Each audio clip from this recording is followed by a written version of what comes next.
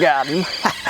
Just a little one. What do we want to say? I probably should have thought about that before we. So probably the king of the panfish species probably has to be the black crappie that we have right here. This is just a little one, but you can see this is probably one of the most sought after fish out there on the market as far as eating quality. And today what we're gonna do is we're gonna go through and catch a bunch of them because everybody gets enamored with them first thing in the spring.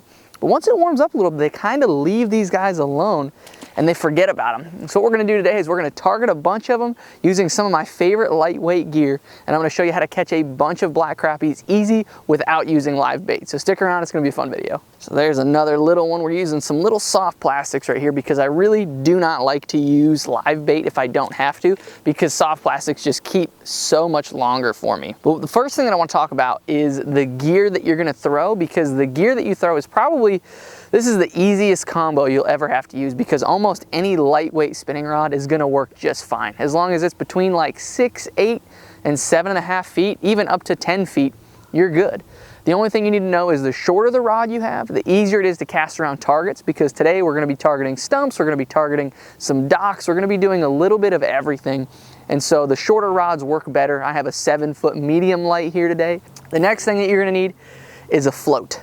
This is probably the most fun thing to do, is watch bobbers drop. I don't know if you get as addicted to it as I do, but there's just something about getting back to your inner roots of being a little kid, is watching a float go down, because you know that this is predominantly a bass fishing channel, but a lot of times it's just nice to go back to the simplicity of things and not have to look at live scope, not have to look at my 360, not have to worry about catching a 5.5 pounder, just go out and catch some crappies to have a lot of fun. And that's specifically what I want to do today, because as that water warms up, these fish start to gravitate toward every little piece of cover in your lake. In some lakes it's hard grass edges, but on this particular lake it's stumps and docks, which is the most fun for me because I don't have to think about it. I just have to find all of the hard cover objects and then I just start throwing at them. So I'm gonna get back in here and see if we can't catch another one. There's another one. What we have in front of us is we have a big underwater stump, and it's just a huge stump that kind of goes out into a bunch of different areas, and so these fish are on all different corners of it, which makes it super fun because you can kind of pick them off the front corner, pick them off the back corner.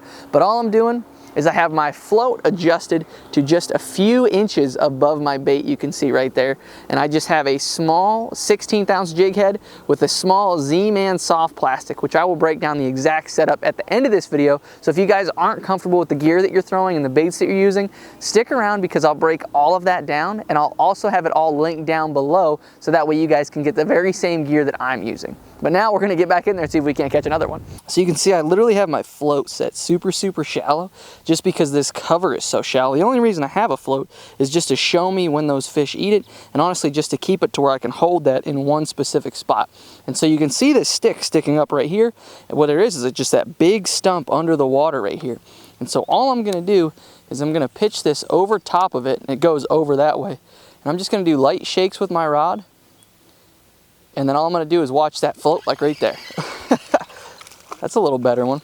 But you can see, all I did was a couple light shakes, probably an 8-inch crappie, nothing huge, but it's still a nice fish. You can see just another nice little black crappie, just bobbing that float around and making sure I'm keeping it right over top of that cover, and that float will just doom.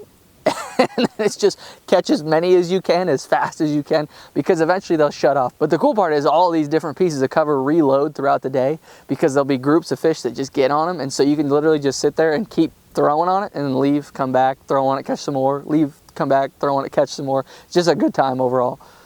So we're catching a lot of little ones today. Now what we're gonna do is we're gonna sit down and show you specifically the gear that I'm using and the plastics that I'm using, because it's really important to have the right gear for this when it comes to the business end of it. I mean the hooks and the soft plastics that you're running, and I'll even break down the line that I'm using, because with braided lines and whatnot, the line game has really changed. So if you don't want to have to switch out your line all the time, stick around, because the line setup that I have on here is really cool for the small fish that we're catching. So the reason that I say what's on the business end of this is really important is just because I like certain floats when it comes to being up shallow like we are right here. I have other floats in the boat, so I'm running this traditional small cork float. It's one that doesn't have a slit in it, although you could use one with a slit in it, and it just has a little peg that I can put in the line, and the reason that I like that is because I'm fishing less than 3 feet of water.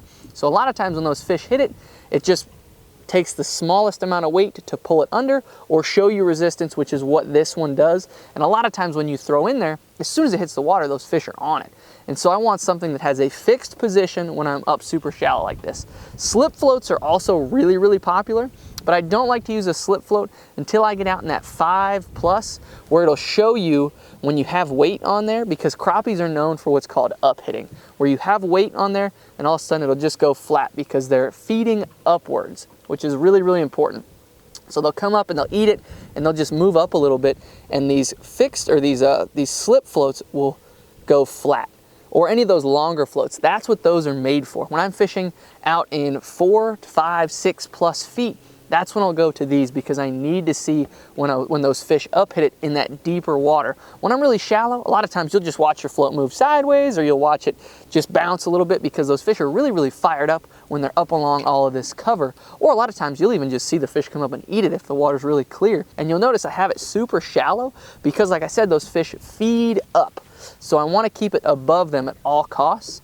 And especially when it's warm like this, those fish there's no problem for them to move like 4 feet and come up and eat it. Granted, I like to keep it close to their level, but when you're up shallow like this, you can just I literally have a foot underneath this float and those fish just come right up and eat it, and you watch that float dunk every time I threw it up in there. The other thing that I wanted to talk about was, I told you the rod is pretty well standard, which is true. But I want to talk about this bright yellow line that I'm throwing right here, because this is what's called braided fishing line. This is 10-pound Cortland Master braid. And the reason that I like this 10-pound braid is because it has zero stretch, and so I can make those casts and then I connect to those fish immediately.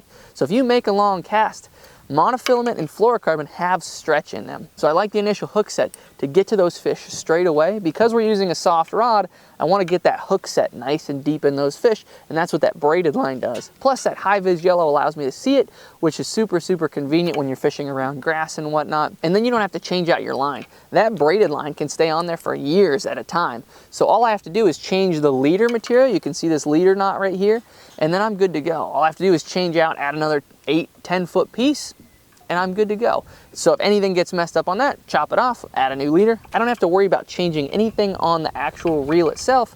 And so it just makes it super convenient for every trip, because if I'm up shallow and I want to go crappie fishing, I can just cut whatever I have off in here, tie on a 4-6 pound leader, and now I can go crappie fishing. If I decide I want to, I start seeing a lot of bass up along here, I can chop that off, add a 10-12 pound leader, and skip a wacky rig up around these docks. Just makes it super versatile for me when I'm out here as an avid fisherman just trying to catch fish in general, to be able to switch things up a little bit. Now, as far as the bait that I'm throwing on here, this is one, if you watch my bluegill video a couple weeks ago, you saw this on there. This is a Z-Man shad fries. It's basically just a small swim bait made of Elastec, which is super convenient when you're catching a ton of fish, because I don't have to change baits out. But what I like about it when I'm up here shallow is it's just a small paddle tail, so it swims even when I'm not doing anything. So like we have a little bit of wind today, as it's moving across the surface, that little tail is just kicking away. And even when it's down there bouncing, that tail is giving it a bunch of action and really just enticing those fish. And then that Elastec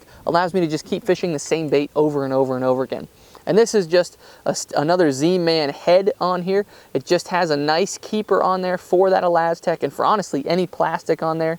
And again, I like that in a 1/16 and a 32nd. And if I get a little bit deeper, I'll go up to an 1/8, but I generally keep it pretty light as far as when I'm up here shallow, because I don't really need a lot of weight to get that bait down, which is also why I like this soft float, because I can use lighter weights. With this fixed float, it's gonna sit whether it's sideways or up and show me what's going on no matter what, versus a lot of those slip floats, you have to have a little bit of weight to get that bait to come down, and so you can't use as light of weights for that. And so that's why I like that fixed float, and that's why I like this little combo right here when I'm up shallow fishing for these crappies. Now what I want to do is I want to break down the good word of the Lord. So we're going to have a short Bible study. So I urge you guys to stick around. If you've been feeling a little lost in your life, we're going to talk about some cool topics today. And if you haven't already, be sure to hit that subscribe button. If you don't want to, talk about Jesus, I'm not going to force you to, but I really think you guys watching this video need to hear what I have to say coming up right now. So according to this book, there's a lot of things that we do in our everyday life that we probably shouldn't be doing, whether it be the words we say, the thoughts we have, or just the things we do overall. And what I wanted to talk about is why we shouldn't do them. And the way I'm going to relate it to is marriage. Because when you love your wife, you don't cheat. When you love your wife, you do the dishes. When you love your wife, you help out around the house. All these little things you do because you love your wife. You don't do them to make your wife love you. You do them because you love your wife and you want to help her. Well, it kind of relates to the same thing with the Bible. You know, if you love Jesus, it's going to make you not want to curse. If you love Jesus, it's going to make you not want to watch internet porn. If you love Jesus, it's going to make you not want to sleep around. If you love Jesus, it's going to make you want to love your neighbor, because you're going to want to read this book and you're going to want to do the things that it talks about in there, and you're going to want to be more like Jesus. That's honestly the truth of it. And so one thing that I'm not afraid to say is I love Jesus, and it makes me want to be better. Now, I'm not going to say you're not going to struggle.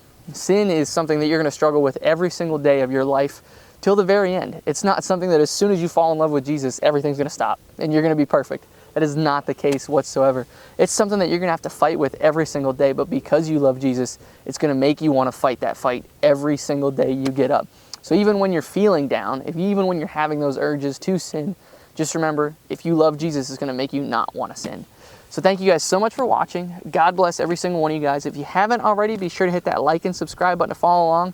But thank you guys for watching again, and I can't wait to see you guys in the next video.